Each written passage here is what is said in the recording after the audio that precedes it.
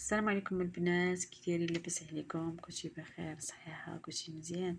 اليوم ان شاء الله غادي نحضر معكم الحامض مرقد بالطريقه ديال الوالده الله يطول في عمرها.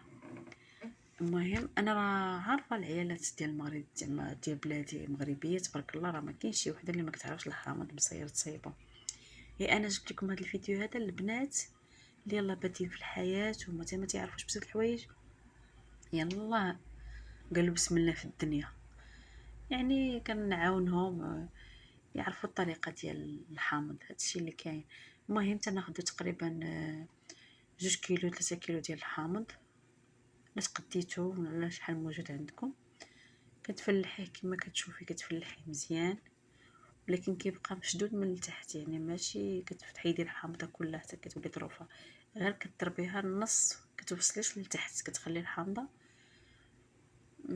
هكا مسدوده، كتبقى لاصقه كله حتى كتساليه كله.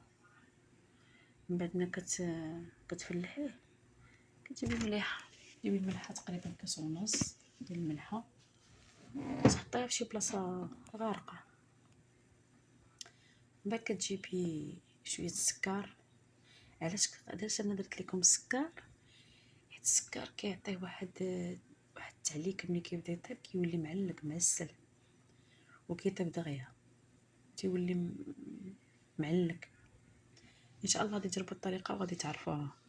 المهم كتخلطي مزيان، كتعمري بداك الحامض مزيان داك الملحه حتى كتسالي الحامض كله، تعمري كامل. ولا كانت عندك الحامض البلدي متوفر داك الصغيور حتى هو كيجي زوين، كيجي احسن من هذا الرومي. البلدي كيكون زوين ومذاقو زوين، راه عارفين اي حاجه كتكون زعما بلديه كتكون زوينه. المهم باش ما نطولش عليكم، كتعمري الحامضه مزيان صافي، وكتخليه حتى كتسالي كلشي. من بعد كتجيبي شي بوديزه ولا شي حاجه كتكون زعما عندك بحال هكا غارقه. كاينين دابا واحد القراعي كيتباعوا ديال الزاج، ولكن زعما اللي قادر يشريهم، اللي ما قادرش راه بوديزه ديال الغرض ديال كاين اللي كيكون عنده سطال، على حسب يعني اللي متوفر.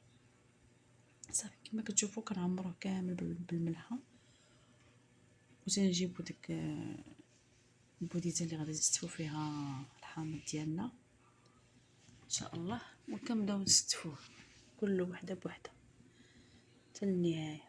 من بعد ما نستفوه كله تنحاولوا نبركو عليه باش يتزاحم، يعني باش يولي ما نخلوش فيه واحد الفراغ، كنزاحموه مزيان.